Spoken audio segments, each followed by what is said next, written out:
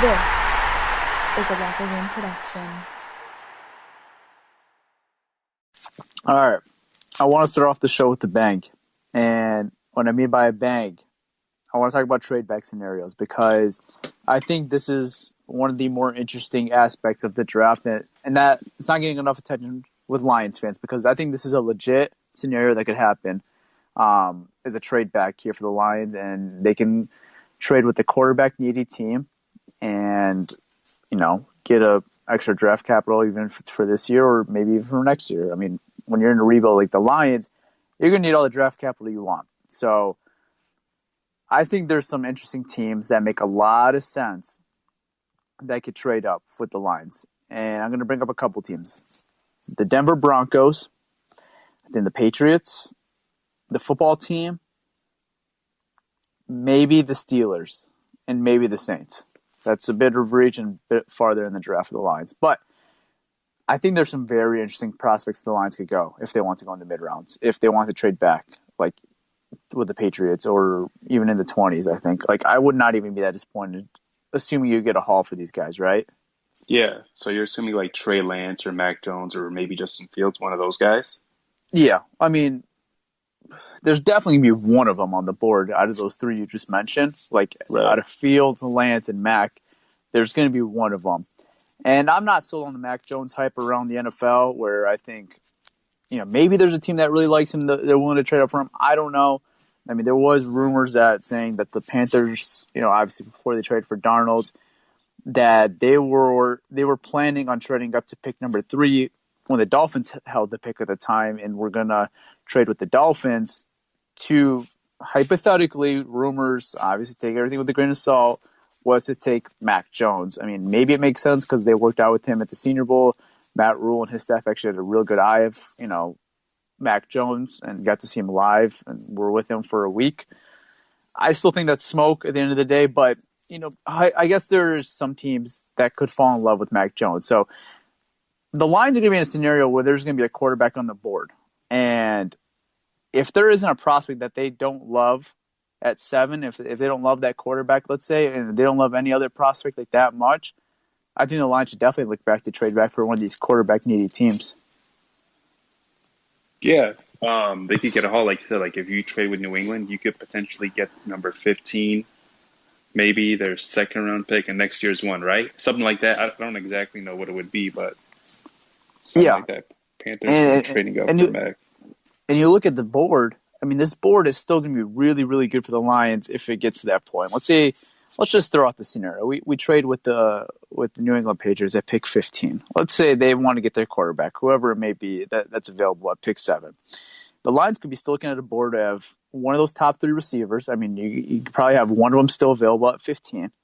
You're going to have the chance of still having one of the top offensive linemen on the board, with that being Rashawn Slater or probably even Elijah Vera Tucker, or another guy I really want to get into who I've fallen in love with recently, and I think he's going to be a phenomenal player. And this guy just screams Dan Campbell to me. Is Tevin Jenkins from Oklahoma State. That is a guy to be all over for if we trade it back. Micah Parsons is another guy that could also be there potentially. So, I mean, if the Lions decide to trade back to 15, there's a lot of good players that I think will be worth that pick. And it doesn't seem like a reach at that point. If you consider, maybe if you got like a Jalen Waddle or Devontae Smith at 7, you can consider that a reach. You could maybe still get one of those guys potentially. A lot more riskier, but you could still get one of those guys if you trade back with 15 and still get a haul of picks for either this draft or next year's draft. Yeah, another guy. Did you mention Christian Barmore? That's another guy I love. I was actually going to mention him, but I mean, if the Lions want to fix this defense, Christian Barmore makes a lot of sense.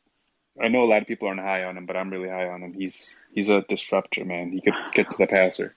So I want to throw out this. I want to throw out the scenario to you. So let's say the Lions go to 15. Let's say hypothetically that deal you just said actually happens. Let's say the Lions get 15 next year's one with New England, and they get this year's second-round pick, or maybe even a third-round pick, whatever. Let's say the Lions do trade back to 15. What are you looking for? I know obviously you want to see how the board falls out, but like, who are some names that you think could be really interesting and obviously make sense there for the Lions? Devontae Smith, if he's there, Jalen Waddle, Elijah Vera Tucker, Tevin Jenkins, Christian Barmore, Rashad Bateman, Aziz Ojulari, Kwity Paye. Those are just like a list of guys, I guess. Yeah, I mean, that's some solid talent, dude. I mean, I would do it, dude. I would pull the trigger. Unless there are some guys I'm willing to take with this pick 7, but trading back is not a bad option for the Lions here. I mean, I'll tell you the guys I would be willing to take at 7. There's a couple of them. Obviously, Trevor Lawrence, Zach Wilson, Justin Fields, Trey Lance. Those 4, 100% would be down taking at pick 7. Penny Sewell definitely would be down to take at pick 7. Rashawn Slater would be definitely down to take at pick 7. Then after that, I've said it. I'm just not huge into taking a receiver or a tight end in the top 10 all that much, even though Kyle Pitts is a monster and he's a freak. Jamar Chase is a freak too. I don't know. When you're starting to rebuild, I just think there's more important positions I think the Lions could use to trade back and gain more draft capital and maybe fill out more positional needs at that point rather than getting a wide receiver at pick 7. And you could still get a very talented receiver if that's at, maybe 15 or even in the second round. Now you'd have an extra second round pick.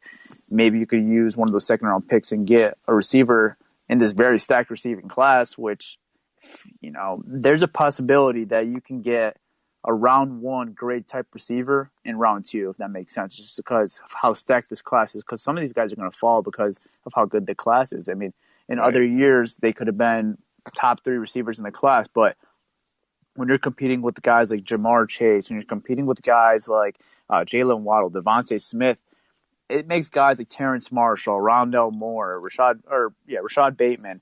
It makes those guys slip down the board a little bit more, where in maybe previous drafts, these guys are first-round picks. So the Lions could be landing one of these guys at pick 41, or if they get an extra second-round pick from one of these teams. So that's really exciting. Yeah, I also include like a guy like Elijah Moore. If you want to go later down, like in the second or third round, Diami Brown, Nico Collins, Kadarius Toney. Kadarius Toney is a guy. If you want to go into the fourth round, Anthony Schwartz. Like this receivers class is loaded. Dwayne Eskridge. Dwayne Eskridge, yeah. I mean, we can go on and on and talk about receivers. Tylan Wallace, I've told you. I mean, I call him the great values version of Jamar Chase. Amari Rodgers is fun too. Yeah. I want to bring on Josh. He's a Patriots fan, and I want to see like what his thoughts would be and what it would take to jump to 7. Yeah, I'm actually very intrigued by that because we've been talking about trading back with the Patriots. So yeah, let's bring on Josh. Yeah, see if he'll come up. Yeah, I mean this receiving class is insane though. Yeah. Okay, if he doesn't want to come up, if anyone else wants to come up and ask questions or just talk about potential trade back options. I mean, I think this is a really intriguing spot for the Lions. I think they got a lot of leverage in the situation because you're gonna have a team that's really gonna be desperate for a quarterback, and it's gonna come down to the Lions. Do you want to take one of these quarterbacks, or do you want to get a bunch of capital? Maybe we'll figure out that quarterback position down the line, or maybe they think the guy's on their roster right now with Jared Goff. That's just hypothetically, obviously. I'm throwing out scenarios. But the Lions got a lot of leverage in the situation because there's a lot of teams behind them that need quarterbacks pretty badly. And, you could even make the argument are a quarterback away. I think you can make the argument for Denver that's a quarterback away from being a true contender. Washington as well. Maybe even the Bears. I know the Lions have never traded with the Bears, but, I mean, that's another team. And then the Saints and Pittsburgh as well, because obviously Drew Brees is retiring this offseason, and then That would cost a lot, though, for Pittsburgh or New Orleans. I don't think they would do that. That would cost a lot. Yeah, I don't think they would do that. I think maybe they should look into taking like a mid-round guy. I was even thinking, maybe why not trade for a guy that just hasn't worked down the league all that much yet? Maybe like a Darnold. Obviously, the Panthers already struck a deal with him, so that's out of the conclusion. But I thought that's what the Steelers or even the Saints, should have been maybe in the market for maybe a guy like that. Rather than trying to trade up to pick 7 and jump so many teams. I mean, that's going to cost a lot. Right. I mean, the Bears are kind of stuck too right now. I mean, they're picking at pick 20 right now. That's tough. The Bears are kind of like in no man's land, right? Like they don't really have a quarterback. They're king mediocre right now. Allen Robinson is not happy down there. They're, I feel like they're going to be rebuilding next year, kind of like how Detroit is. Yeah, I mean, it just seems like Ryan Pace and Matt Nagy's, it's going to be any day now. I mean, not even trying to make like an excuse for Matt Nagy, but Matt Nagy was a bit handcuffed since, getting the job, but obviously just, it goes hand in hand with Nagy and it goes in, with Ryan Pace as well. So, Yeah. yeah, I agree with you, man. I don't really see much success for Chicago this year, obviously. All right. So, What's up, man? what's up? All right, we'll bring him back on. Nope. All right, let's go with this guy. What's up? What's up, man? Hello?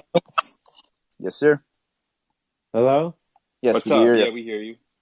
All right. Who do y'all see the Lions drafting at 7 if we stay there? Well, I mean, obviously, depending on how the board falls out, it's going to really come down to that because, I mean, you could have a potential, guy that's maybe worth the top 3 pick at that pick 7, maybe in a Penny Sewell, or the Lions want a quarterback. I mean, it's going to come down to who's on the board. I mean, because we don't know how the board's going to shake up, obviously. A lot of people Right. saying the Lions probably going to take, what's his name, at 7. Because a lot of people think the Lions going to take Jalen Waddle at 7. Yeah, like if I had to make a realistic prediction, I think the top 4 quarterbacks will be off the board. I don't know if I buy the Mac Jones to San Francisco hype. I think Sewell will be off the board as well, and Chase will be off the board. So, and you see what they've done. They've added a lot of speedy wide receivers in Rashard Perrin, Tyrell Williams, Khalif Raymond. I'm forgetting that one dude. They said Ratley from the Browns. He's a speedy guy. So if you see, it's all about speed, speed, speed. And what does Jalen Waddle have? Speed. What round do y'all see Nico Collins going? I got round 2 on him right now. I got like a late second, early to mid 3, somewhere around there. All right. Yeah, I think he is receiver. For me, he would be like receiver 7 or 8 for me, I think, in this class. Oh, you're really high on him. I like Nico a lot. I think he's really good. Yeah, Nico Collins is my boy. I'm a Michigan fan and a Lions fan. I want the Lions to draft him. I'll say this about Nico. I feel like Michigan didn't use him right. Once he goes to the NFL, he'll have a more productive career in the NFL than in college. I think he's going to be a way better NFL player for one reason why. He didn't have no good quarterback in college. And 100% agree with that. Michigan only ran him on deep routes. They didn't really use him like a possession guy or on slants. They just ran him on 9 routes. So if you look at his numbers, like his numbers, I believe he ran a 4.42, right, Tyler? Something like that. 4.43, I believe. 4.43, yeah, 6.4. Had a really good 3-cone time as well.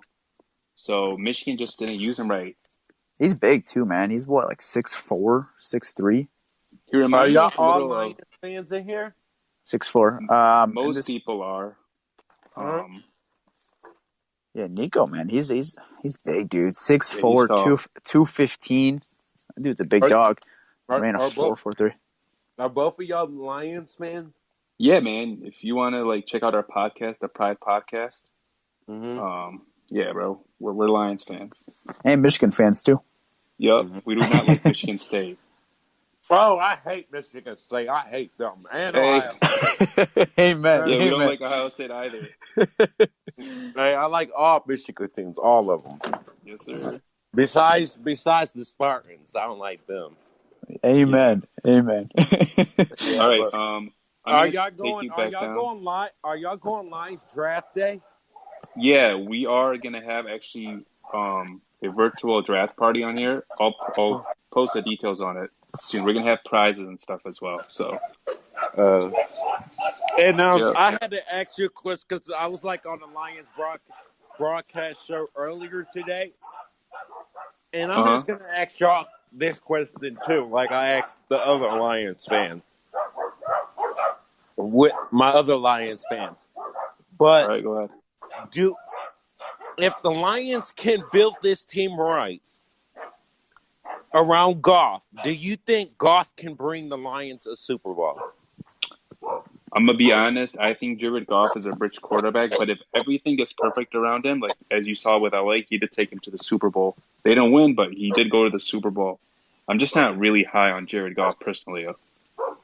Yeah, Mhm. I'm on the same boat as well. It's just everything kind of got to be right for Jared Goff, and I feel like in today's NFL, it's like you need an elite quarterback or at least a good quarterback to win. Not that Jared Goff isn't okay. He's not good. He's mediocre. I mean, that's where I have him ranked. I don't think he's very good. I don't think he's great. I think if you He's just not trash though, like no, everybody. he's not trash. He's not No, trash. he's average. Mm. I think if you look down, just like look at the playoff quarterbacks, the quarterbacks that have gone deep. Just name the quarterbacks. I mean, they're all elite quarterbacks. I think it's coming down to like you need almost an elite quarterback to now win in the NFL. Obviously, I mean, let's just go to Championship Sunday. We I have the hope. Bills, Chiefs, Mahomes, Josh Allen, elite.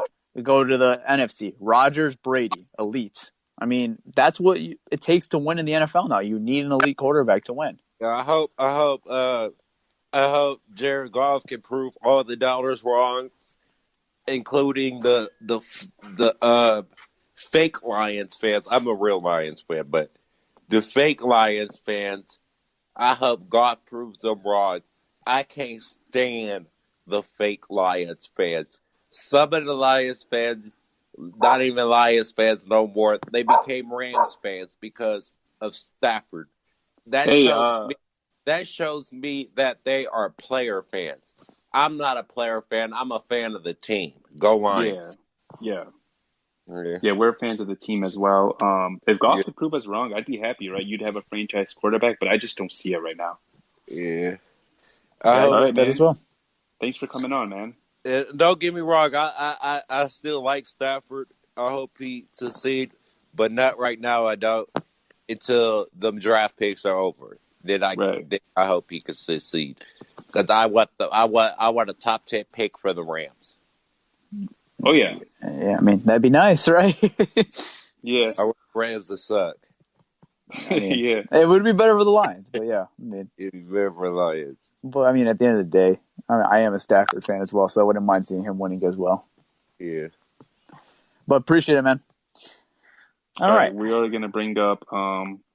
He was waiting, so let's see if there he is. What's up, man? Hey, can you guys hear me now? Yeah, Yeah, we we can hear hear you. you. Oh, it's great. Sorry, my bad the first time. I'm driving on the highway right now, so I had a little issue there. What are you down the Uh, lodge right now? no, I'm heading to Detroit from Grand Rapids, so I'm on Oh, okay, you're up north. 96. Yeah, Okay, I Yeah. live in Grand Rapids, so I'm heading to Detroit for some family stuff right now. So, okay, Oh, okay. okay. hey, first, I mean, I'm glad I could finally meet y'all. I feel like Malcolm trying to get a PS5, trying to get on this live with y'all. I keep missing y'all every time. But Well, you're here right now. Yeah, you're here right yeah. now. So first, a while ago during the season on one of your guys' mailbags, I went on a kind of rant about the coaching staff and who I think they should hire. And I never really got a chance to speak about this front office and coaching staff they got right now. But man, I am ecstatic from what I see from Brad Holmes and our new coach there, man. I'm telling you guys, this guy is going to be the exact type of personality that I think this team needs. So, they're going to make some mistakes because it's their first time, but I think they're going to get there. I think they're really going to turn this team around.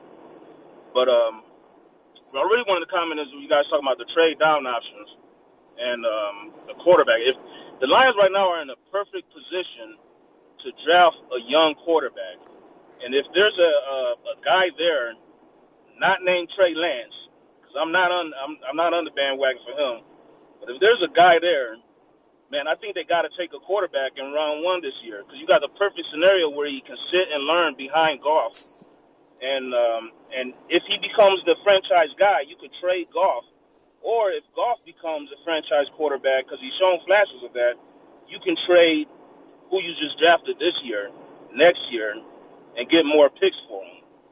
So if there's a guy there, I would say don't trade back. I would say, get your quarterback in round 7. If Justin Fields is there, even though I hate Ohio State quarterbacks, I think he might be the exception. I would say pull the trigger and get him now. What do you guys' No, thoughts on that? no, I'm definitely on that boat. But I think something to mention, like, you don't just draft a quarterback just to draft a quarterback in the first round. Like, you got to love this guy.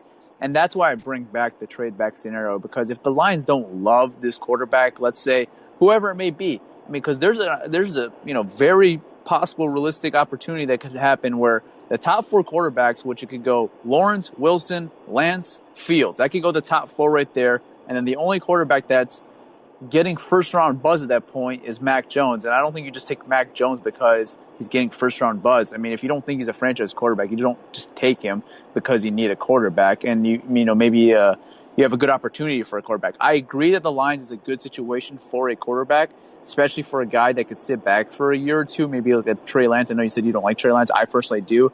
But if it is like a Trey Lance or Justin Fields, yeah, it is a perfect opportunity to sit back and really get to know the game and sit behind a veteran quarterback like Jared Goff. And then, if Goff is what he is, then you could, easily replace him by, trading him or cutting him when his contract comes a little bit more freeable, which is going to happen very soon.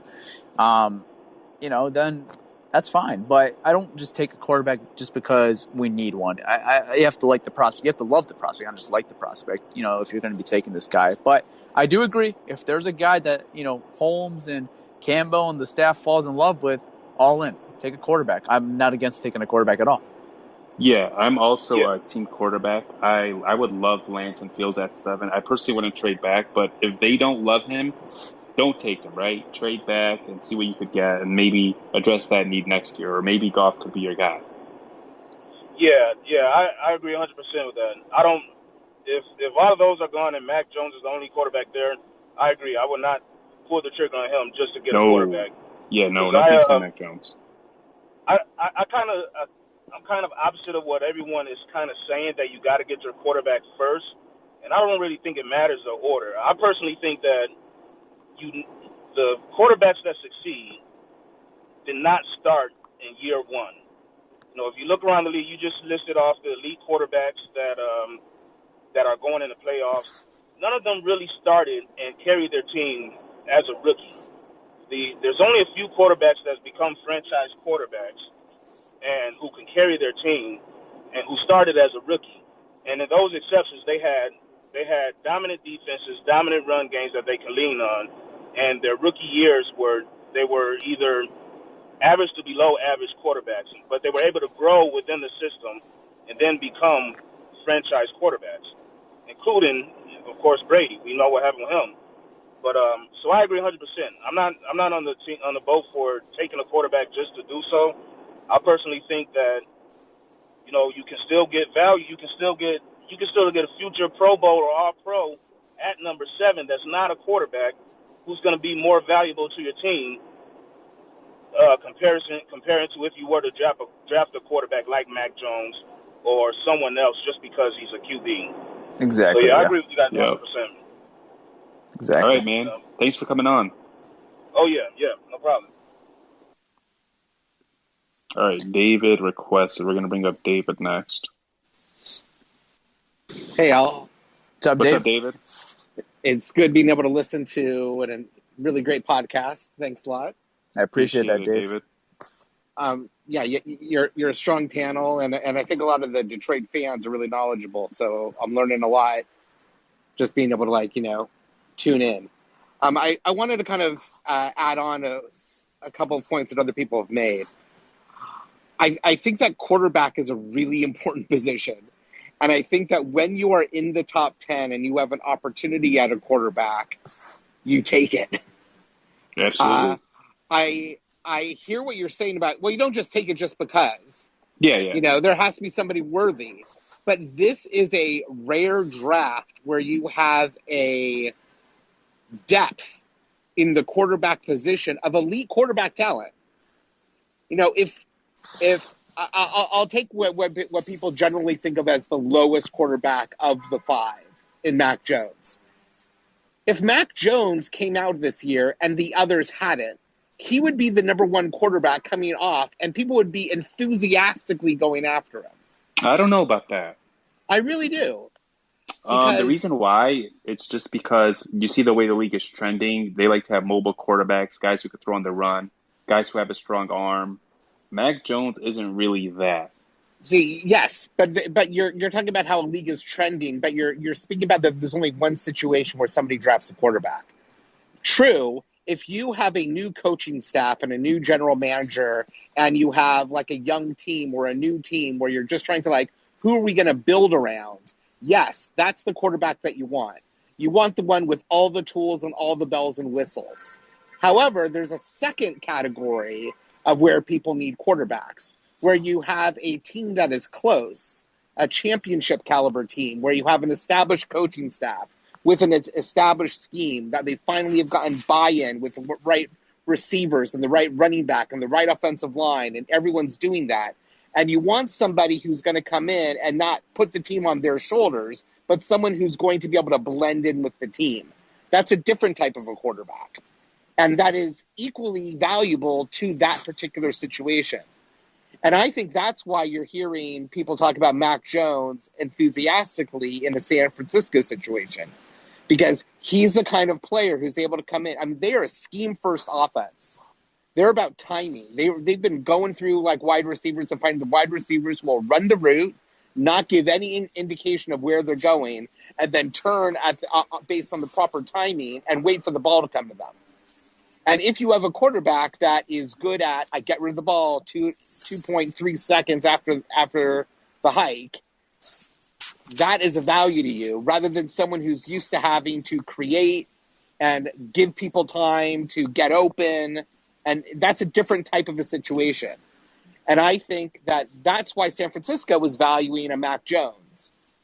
It's not a knock on Fields. It's not a knock on Trey Lance. It is just that an Alabama quarterback happens to be really good at that sort of thing.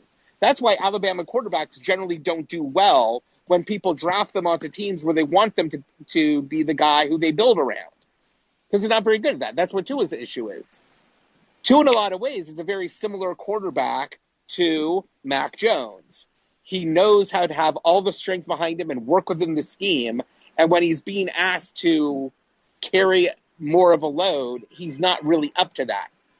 And that's what Tua's problem is. That's why, I mean, look at Alabama. That's what Jalen Hurts is, from an Eagles perspective. Like, Jalen Hurts is that kind of a guy, I think like Tua and Mac are different quarterbacks, and so is Jalen Hurts. All those guys are have different skill sets.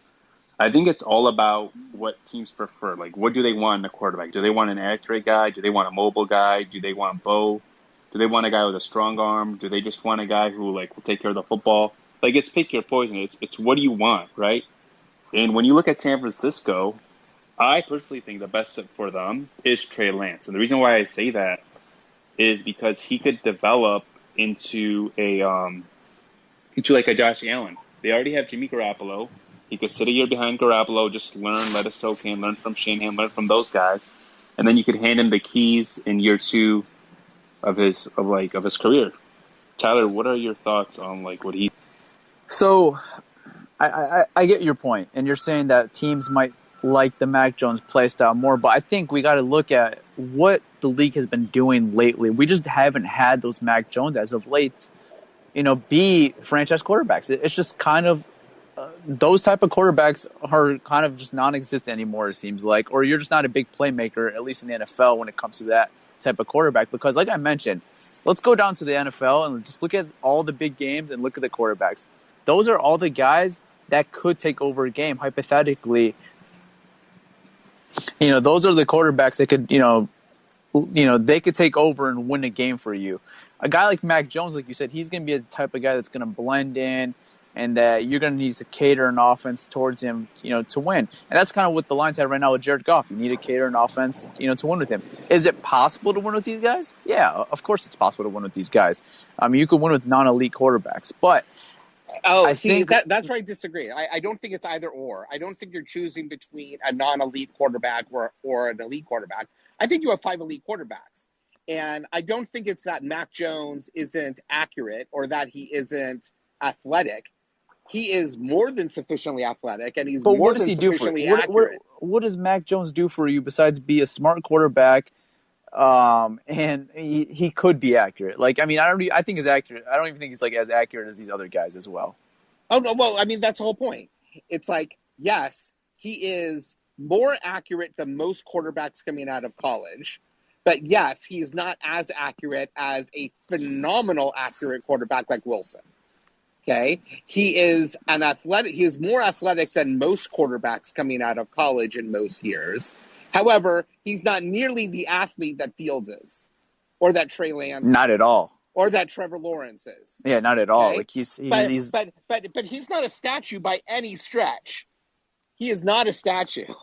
Like, that's just inaccurate. I feel that sometimes people, in order to make their point, kind of take it a little bit too far to an extreme.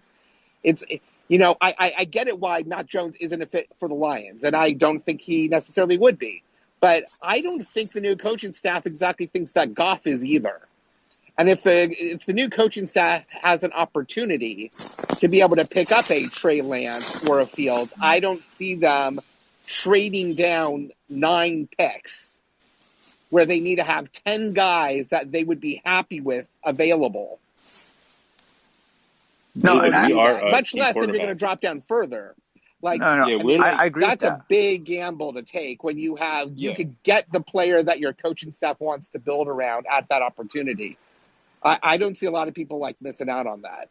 No, and I agree with that. I think I'm just speaking more like if the draft board falls out where it goes Lawrence, Wilson, Lance, Fields. Like, I don't want a quarterback at that point anymore. Like, I'd rather just trade back or take one of these offensive lineman prospects. But that's just me definitely. personally. Yeah, Oh, I mean, I'm not yeah. settling for Mac Jones because I'm just not a Mac Jones fan personally. Right, and I hear that. Like, I agree that I don't see Mac Jones as a Detroit Lion. Like, I don't see that as a good fit. However, when it comes to things like what trends are in the NFL about what kind of quarterbacks get drafted, I really think we have to remember that there are 2 types of teams that have an opportunity to draft the elite quarterback in the top 10. You have teams that are really bad and are completely restructuring and overhauling and need help everywhere. Yep. Okay?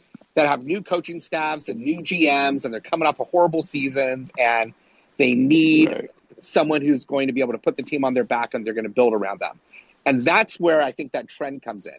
The second type of team that comes in is the really good team that happens to have a freak like injury, let's say like Atlanta. Or let's say like Carolina, right? Where you have like these like decent situations where things went bad for them and they had a bad season, and here they are in the top 10. Now that's a different situation. They're not looking to revamp the whole thing where they have lots of needs. They have a particular thing that they're looking for, and they have an opportunity, and they're not going to be back next year. They're not going to have a bad season again. They're probably going to be contending for a playoff spot, if not try to go for a championship. Yeah, for sure. Yeah. Right. So when you're in that situation and you find yourself fortunate enough to be in the top 10, and you have elite quarterbacks that are available to you, I don't think any GM worth their salt who, has any hope of having job security is going to take a want position over a need or value position like quarterback.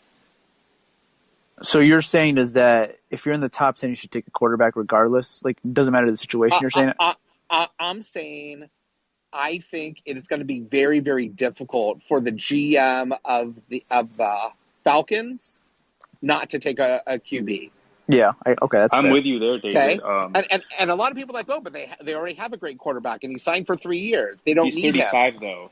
Exactly, and he's one twisted ankle away. Right? Yeah, they need a succession plan.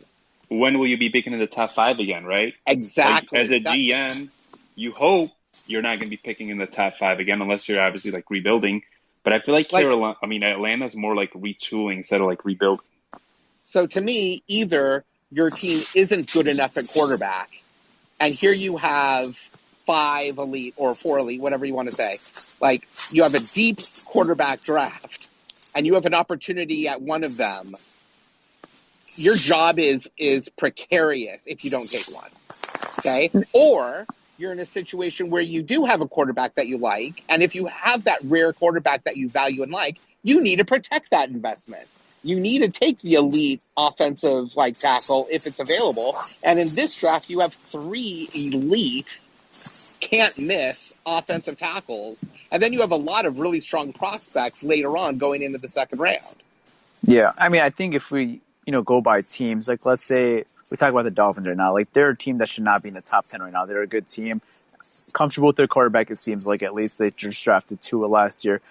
Right. That's where it comes to luxury picks, I call them. And that's where you could draft a need at that point and what you really value. So, like, maybe it's considered a reach to some people, but if you're one player or two players away, I'm okay with that if you are in that position.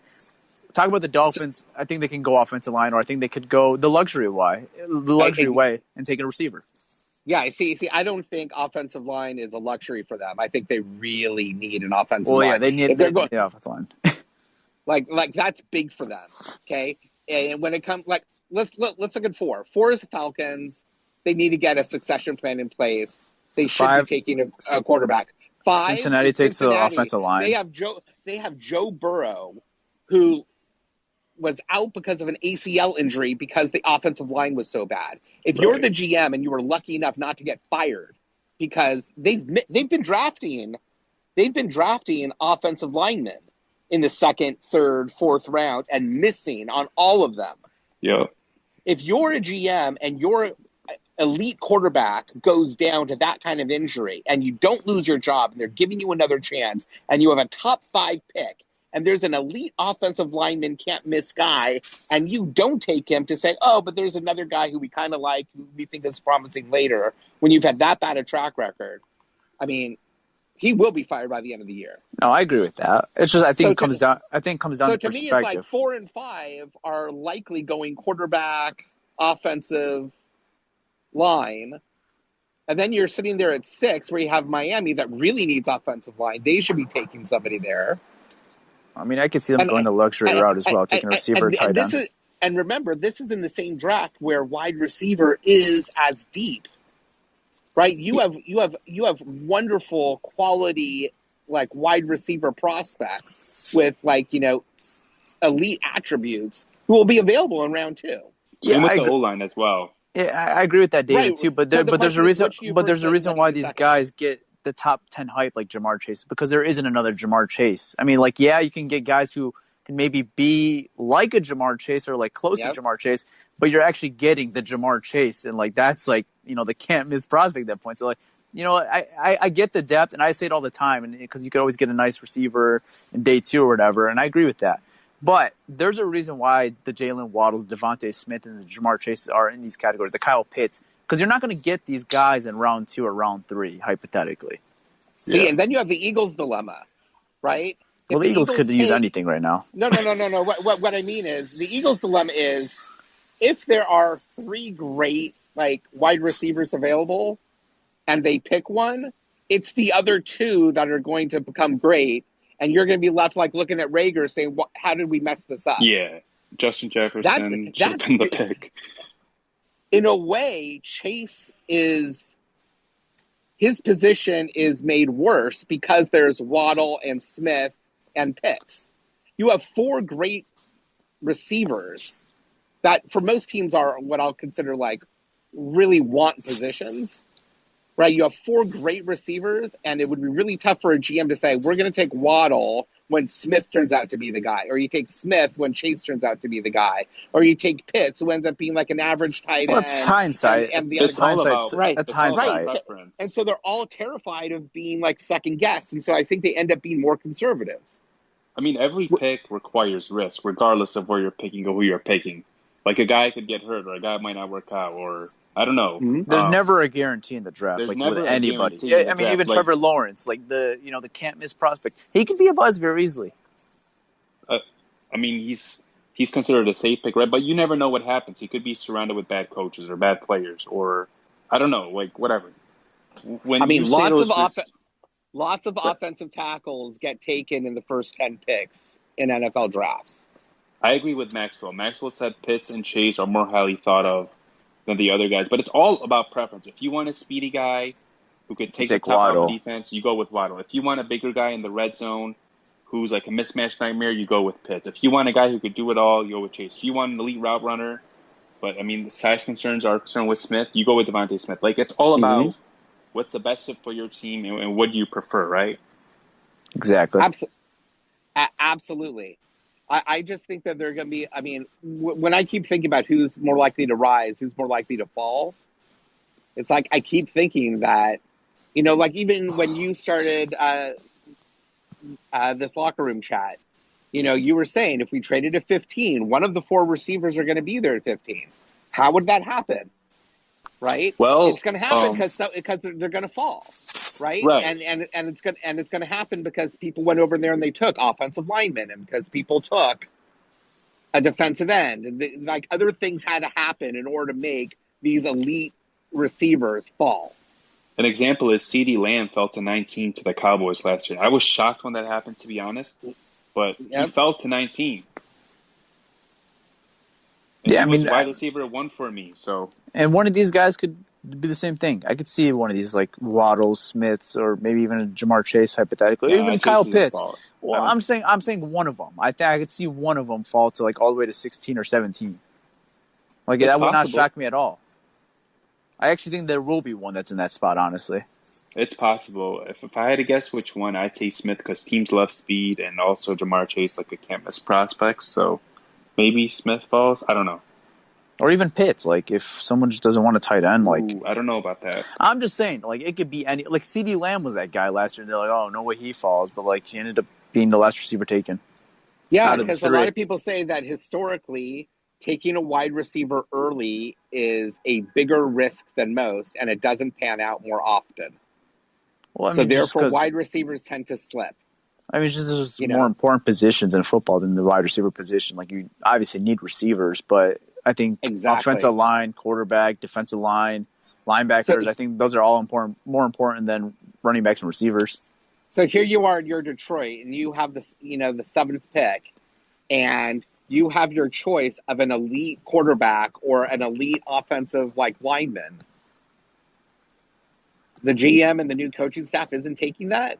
I'm taking Lancer Fields. Yeah, no, I'm definitely touching one of those over. I'm definitely touching one of those. The Sewell or Slater or the Lancer Fields over. Yeah, Jalen Waddle or Jamar Chase or Kyle Pitts. Yeah, I agree with that. And then it's just kind of like, sure, if somebody offers you their entire draft for the next 3 years, right? Then if they're blowing your mind out of the water, then you might okay, it's worth it, right? For us to make this move. Unless you think that guy's a franchise quarterback. I mean, I think you just take the franchise quarterback instead of taking the capital. Certainly somebody thinks that guy's the franchise quarterback if they're making that offer. Somebody's going to think he's a franchise quarterback. Yeah.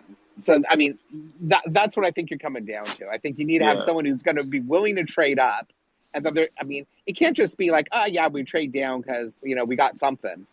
That's not going to cut it in Detroit. They have to overpay by a lot in order to really make it worth the risk that there are 10 players that you're willing to live with, or more if you're trading down beyond 15. Yeah, all right, David. Thanks for coming on. We're going to have someone else talk, but appreciate it. What's up, Tonio? Hey, what's going on, fellas? Y'all boys there? What's up, Pierre? What's up, Tyler? What's up, man? How you doing?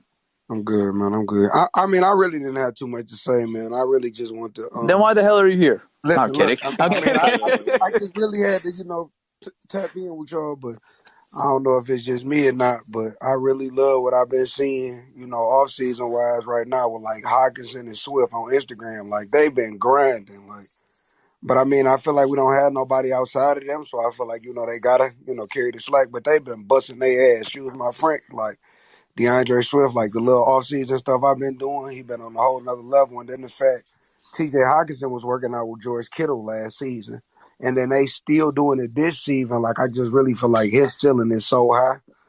So you know what I'm saying? Yeah. That's what I jumped in for. I mean, at this point, the draft 2 weeks away, so I'm kind of ecstatic. But I just 19 days.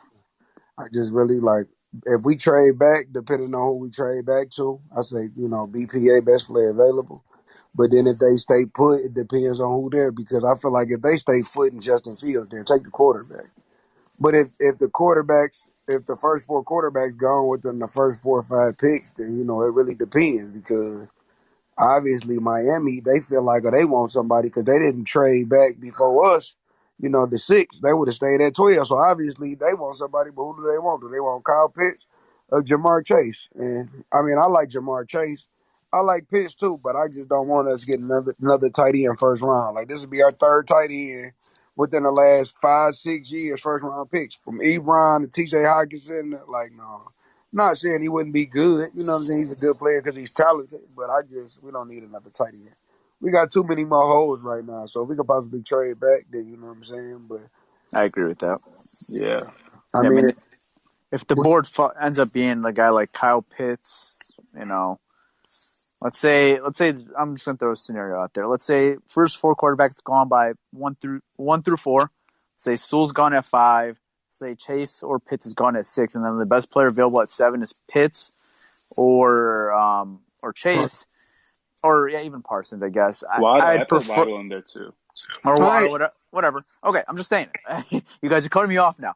I'm kidding, but I would personally trade back or take Rashawn Slater. Like, outside of Rashawn Slater, I'm not really interested. Honestly, who's I that pick take of that Jamar spot? Chase, just because you don't really have a receiver here for the future. All you have is Cephas, really, Williams, and all the other guys they signed are under like 1-year deals.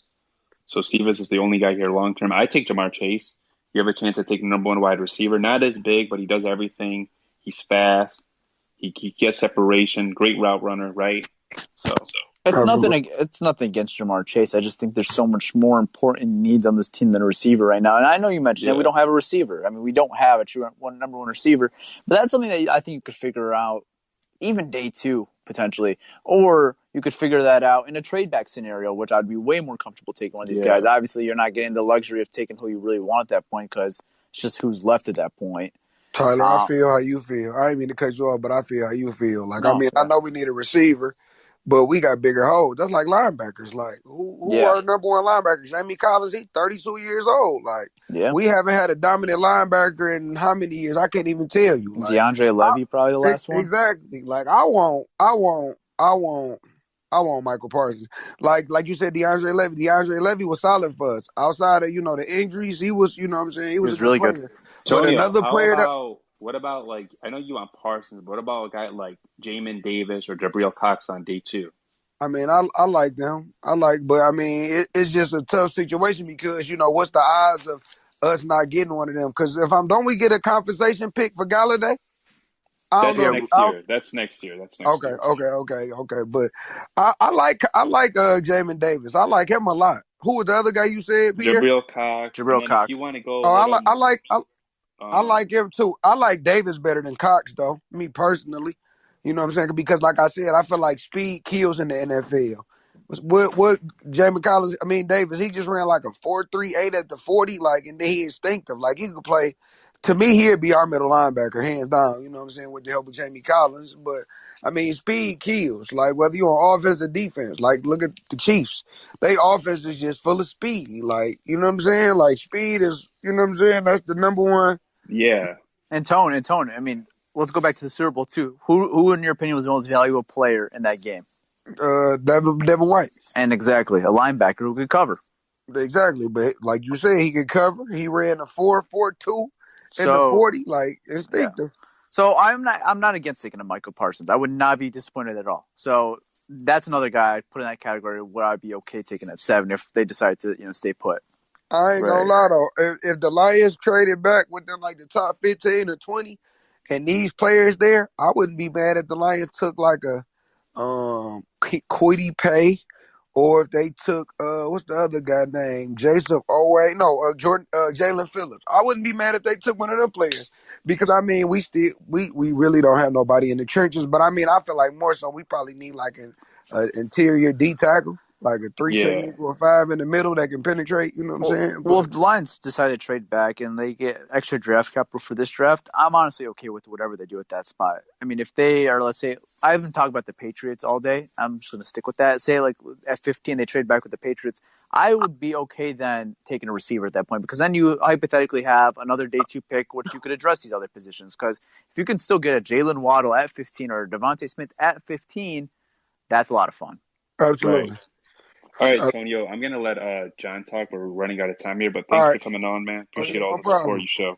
Appreciate it. What's up, John? John? Good day.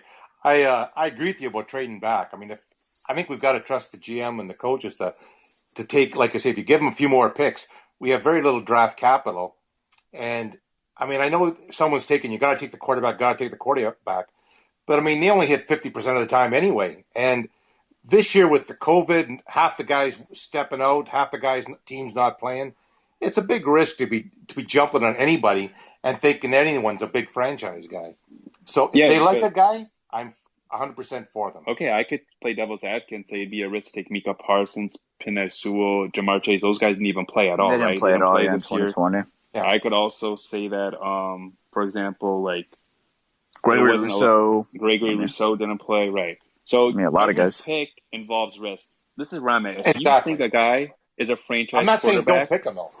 Right, I'm not saying don't pick him. I'm not saying don't pick him. I'm just saying there's a higher level of risk this year with all the changes for quarterbacks for every position. I think, like I say, I think the extra draft capital helps to let the coaches make those decisions. I mean, if I have no trouble, if they love Fields, I love Fields. If they love Waddle, I love Waddle, sort of thing.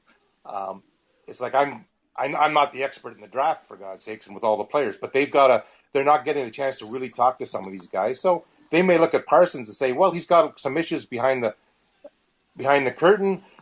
Do we want to take a chance this year? Do you want to even look at him this year? Because we don't know, we can't dig deep enough. And they may look at saying, okay, we'll take Waddle or we'll take Slater or something. And I'm just like, and I think that's the issue. This is a tough year, so extra capital is probably going to be better to give us more shots at our picks, sort of thing. That's all. Yeah, but where I'm at is, okay, like you could have 2 or 3 extra players, but wouldn't you rather, if you think a guy's a franchise quarterback and you love that quarterback, I think no matter what, even if you have a crazy offer to trade up, I think you have to take that quarterback because, look, franchise quarterbacks don't grow on trees, and maybe it could be a bust. Maybe it could be like, or it could work out. But you have to take that risk as a GM. Sure, if they love him, if they love him, I'm full with them, sort of thing. I agree 100% with that, Pierre. I agree. Yeah, you got to take risk in the draft. Like the draft, I mean, we see guys who are busts. We see guys who go like in the 5th round and become stars. You just have to develop them too. And I feel like the Lions have a good spot in place for a quarterback. They got Mark Brunell, a former quarterback. They got Anthony Lynn, who's worked with young quarterbacks, Justin Herbert, right?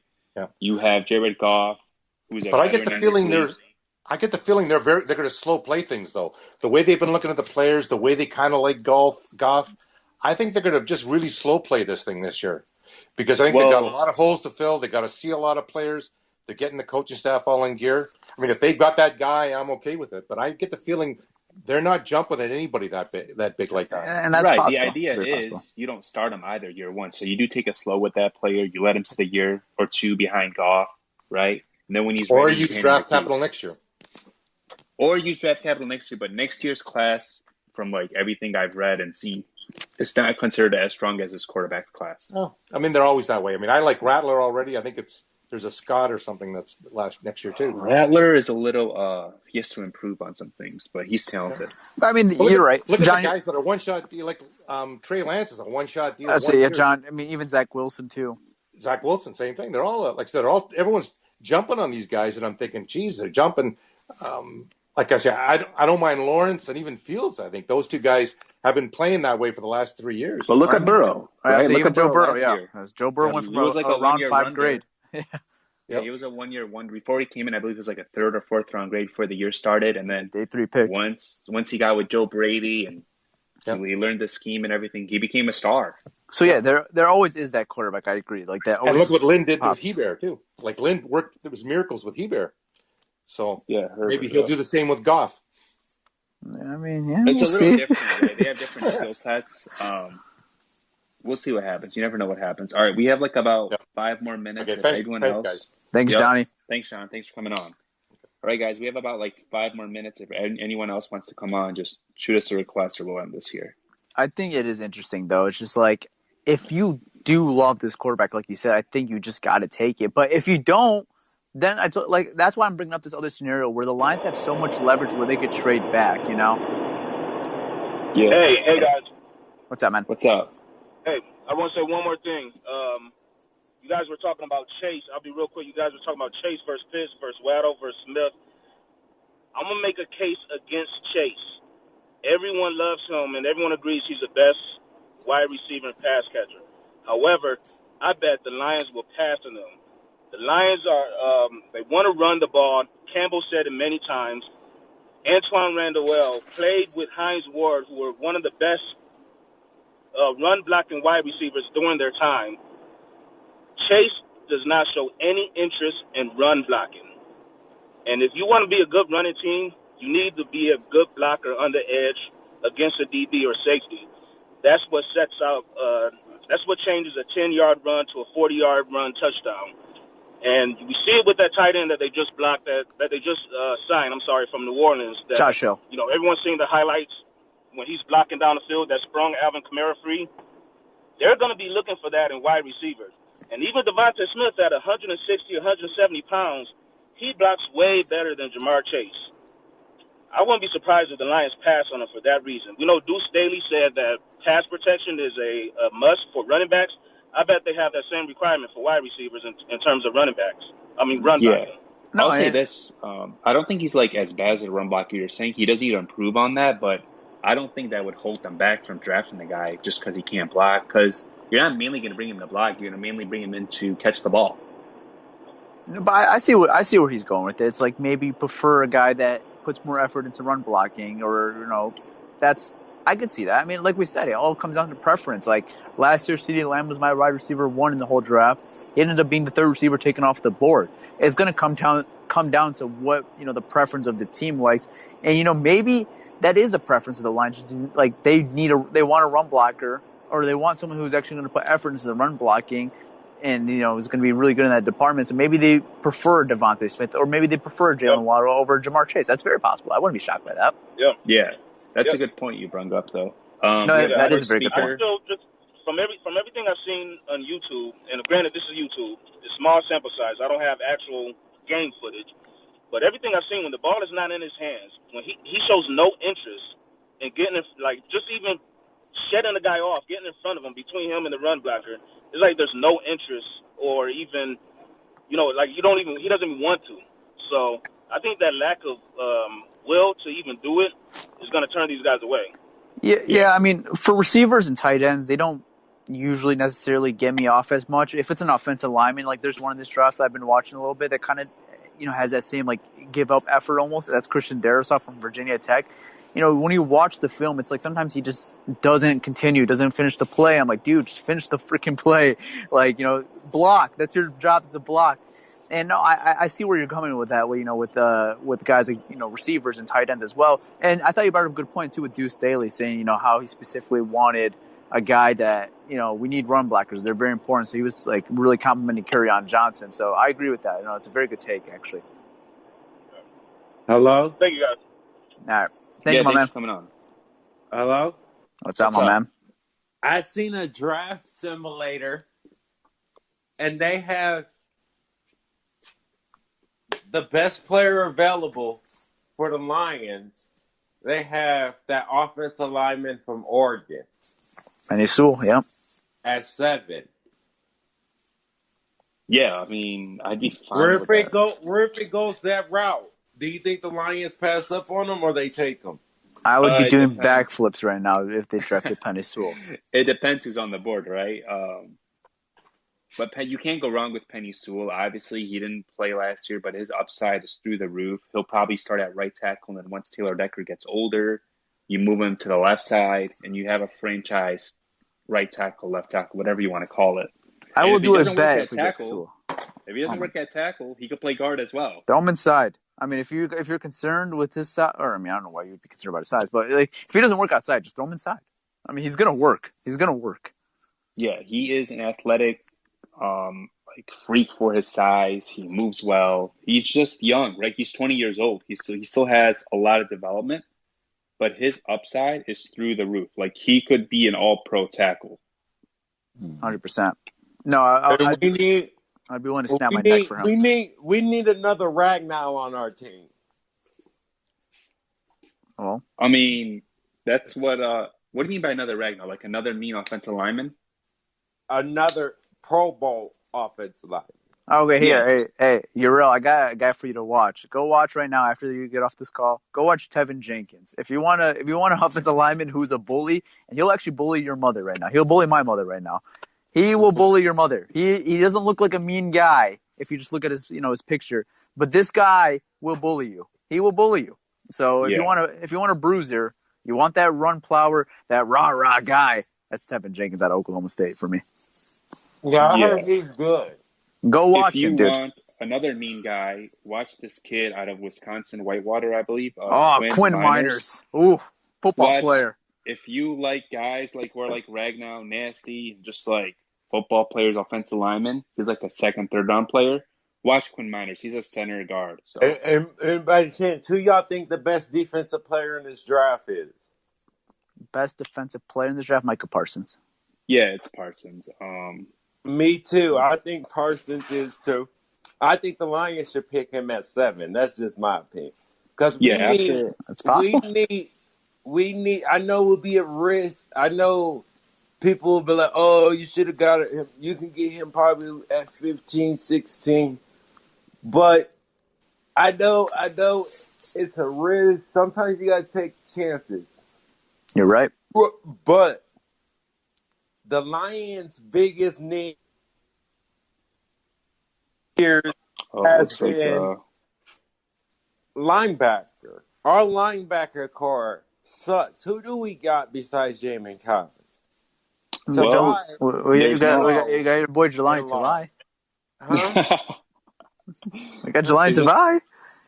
He looked slow and lost last year, Tavai. Hey, he's highly but I don't know. I don't know if it's I'm kidding with you. I don't think Jelani Tavai is a good player. I don't know if it was the scheme or was it Patricia making. He's not a good player. He's just not a good player. He's just not a good. He's not a good player. Yeah. He'll be doing real estate real soon. That's me, bro. That's messed up. But... And the other person we need to let go is Will Harris. We'll see. That guy is pathetic. Will Harris, he is trash. Yeah. He's like Nevin Larson. He don't do nothing right. All right, we're not here to dog up players right now. We're not here to slander some players right now. But Will Harris has some upside with the right coaching. Maybe they get out of him. He's an athletic dude. He just doesn't tackle. He over pursues. Not good in coverage. He's always lost. But you never know. Maybe the right coaching staff could fix him up a little. We'll see. All right. I appreciate it, man. Do y'all like that guy from Tulsa? Zaven Collins? Yes. Yeah, Zaven Not Collins. early. Like if they trade back, yes. He's a good option for Detroit. Mm-hmm. All right. We're going to bring up Wayne here. He wants to talk about his favorite prospect that he likes for his team. All right, Euro, thanks for coming on. This is going to be our last guy, Wayne. And then, Then we're Wayne Cole. What's up, Wayne? Wayne Cole. Hey, what's good? I didn't know y'all was going to ring me up. I'm on it, man. What's good? Yeah, well, I like the name. Wayne Cole. Yeah, bro. You got my dog. She a Lions fan. It sounds like. What y'all say? I said you always bring me up. I'll bring you up and talk a little football with you. Man, look, my question for y'all two is, I know I'm a little late, but if you're on the clock, who you taking? Who's on the board? Now this is gonna be crazy, right? Now, picture this: who is your dream guy? I always call it a draft crush. So we know Trevor, we know pretty much the order. But if you could have one guy from this class, who would it be? Oh, that's tough. For the Lions, my dream pick for the Lions. Be Zach Wilson, but he's not going to be there. It would be Zach Wilson. Okay. And I'm sure all of the listeners know that as well. But like realistic dream pick, probably Justin Fields or Trey Lance right now. Like if they fall, I don't even know if they would though. Could I be a coward and pick 2? No, this is your show. You can pick 3 if you want. I know. I want to know all your picks. All right. Usually I'm not a coward. I only pick 1. But if I have to, I got Trey Lance or Penny Sewell. That'd be my draft crush. Okay, I like that. Either one. I think Pierre knows mine. But what are you? It's Rondell Moore, right, Wayne? No, I'm kidding. Who are you a fan? Who are you a fan of? Oh man, Bateman. No. I'm saying, what team are you a fan of? Baltimore Ravens. Okay, you're a Ravens fan. Okay, yeah. Makes sense. Okay. Mm-hmm. Yeah, Bateman makes sense, but I could honestly see Baltimore go the edge rusher route. They lost Judon. They lost Yannick. I can see Aziz. Aziz Ujulari. He has that Yeah. Ravens pedigree. I think Yeah. people are sleeping on Gregory Rousseau, man. I don't understand this disrespect now. Why he's going like on the Draft Network. I'm looking right now. He's 52. What? I don't agree with that, man. I don't agree Here's with the that at other all. thing, Tyler. A lot of people watch, which is okay, like the NFL mocks and other guys' mocks. But I kind of watch it through like an Eric DeCosta lens. So I know I got some people who got mad at me for taking a lineman, but tape is tape. And I was thinking in a Ravens type of mindset instead of that team's mindset. Because it's hard to draft for a team. I'm putting my principles on them, but a lot of people sleep on old linemen. I don't know why, but you That's got my to favorite realize position of football. that's what I'm saying, man. That's what I'm saying. O-line. So you could have 50 Randy Mosses. If you don't have a solid line, you're gonna be throwing from the turf. So that's why I value old linemen, Ronnie Stanley, Orlando Brown. Yeah. What do you Well, guys think you're gonna do with Orlando? It looks like he's gonna be traded. yeah. What's going on with them? Man, that's gonna hurt.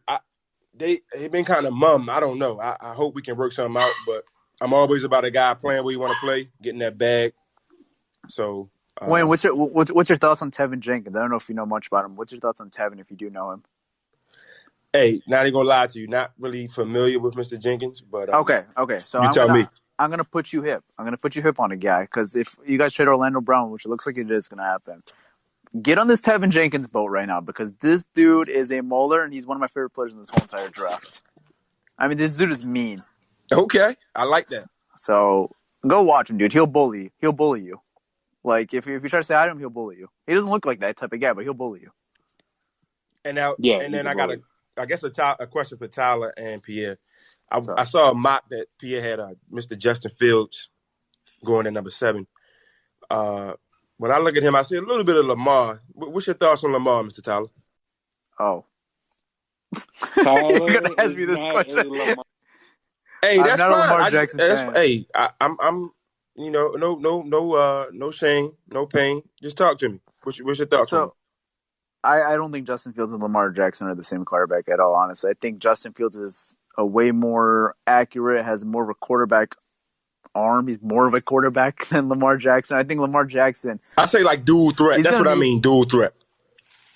When I think Lamar Jackson, it's just a guy that's never developed a passing game, and he's not even average in that department, in my opinion. And people say you sleep on his passing game, and I really don't think I do. I just don't think he's a good passer, and I think that's what's holding him back, and that's why, I'm sorry, Wayne, I don't think he ever wins a Super Bowl. I really don't. I just don't think he's one of those quarterbacks that could take over if you're down 17-0, if you're down, a couple possessions in the game. He's just not that guy because all he really shows to me, and the only thing I really like about his game is his legs. I don't like his passing ability at all. I think it's very below average. I think you could definitely improve, if we're looking for a true passing quarterback. He's just not a quarterback, like a true quarterback to me, and a guy I would never draft, honestly. All right, Tyler, you don't have to apologize. That's your opinion, man. I love the guy. That's the beauty of sports. We can talk like this. Yeah. Go ahead, So, Pierre. who the hell are his receivers, right? Willie Snead, Marquise Brown, his Miles Boykin, now also, Sammy Watkins. Yeah. Sammy Watkins also was like, you got to stay healthy, right? Also, you look at his coordinator, he hasn't really adjusted. Once team figured them out, he hasn't really made some adjustments. I agree with that. I agree. Greg Roman is really babied Lamar Jackson to a certain degree and just really tried to implement this college style offense. My fault. He's really trying to implement that college style offense with Lamar Jackson, and he's just not wanting to adjust and improve his game. And maybe that's why I'm not high on Lamar Jackson, just because I have never seen him be in a pro style offense. Yeah. I've always seen him in this college style offense. Yeah. One more thing, he's all pro and MVP. That's all. Okay. Yeah. Cool. Hey, look, Tyler. When I get to watch him up close in practice, man, I'm amazed. I just want them to unleash him a little bit more, not play so conservative. But what are you amazed with? His passing ability? Oh yeah, man. Look, when he can zing it. I'm telling you, Tyler, he can zing it, man. I would never lie to you. Hey, but Wayne, if he gets a Super Bowl, we're talking about practice. That was good. Hey, that was good, bro. That was good. I gotta give it to you. That was good. Show me what do you do in the game, You're right. bro. Practice I like is that. practice. Look, man, if this man get a Super Bowl, I might shave my head. I might run to Australia. Wayne, I'll shave my head because I'm such not a believer in him. I'll shave my head if he wins the Super Bowl. They're going to ban me from every social app. I can tell you that now because I'm gonna act like a girl at one of those Justin Bieber concerts and scream my head off. Well, Because I want this so bad for him, Tyler. You saw I mean, obviously not Lamar Jackson, but you saw the Ravens win a Super Bowl versus the Niners. Yeah, I did, man. But I think because I love Lamar since college, and I was praying on draft night, and then he fell to us. So if we can get him, I'm with That's him. fair But enough. look, my That's fair connection enough. to y'all, Tyler, I wanted Galladay so bad too, man. I thought you guys should have got him too. I mean, you guys ignored the position. Sammy Watkins was all you got. Look, the draft is deep at receiver. I'd say don't panic yet. Just wait. Yeah, The you know me, process is baby. I smart. never Ravens panic. organization is smart. They don't pay players like that are aging a lot of money. They like to go the young route. Like you saw C.J. Mosley, he walked. They drafted Patrick Queen. Joe Flacco got older. They drafted Lamar Jackson. I could go on and on, right? Yeah, we gotta. Yeah, PSCs. They got a sleeper on the offensive line too. He already started some games for them last year, I believe. Where he got a couple round of snaps. Is Tyrese Phillips? I like him a lot coming up. Oh yeah. Okay, Tyler. See, Tyler knows stuff. Hey Yeah, man, look. we know about the Ravens. We know about like every team. We cover like not every team, but when the Lions play a team, we scout that team and everything they do. So like Duvernay, I like Duvernay coming out. I love it. I love Prochet. Look, Tyler, I remember when we played y'all, and it was just field goals for Justin Tucker. Oh, that was in 2012. Yeah, that was wild. But I just want, hey man, look. Even though if you don't like Lamar, don't matter. You love football, and that's what I'm about. So keep up the good work, man. Want to see you. Appreciate that, Wayne. No problem. All right, Wayne. Thanks for coming on. And guys, we're gonna close it here. You can catch us weekly on the Locker Room app with the Pride Podcast. And I'm out. Peace. Peace out, guys. Thanks.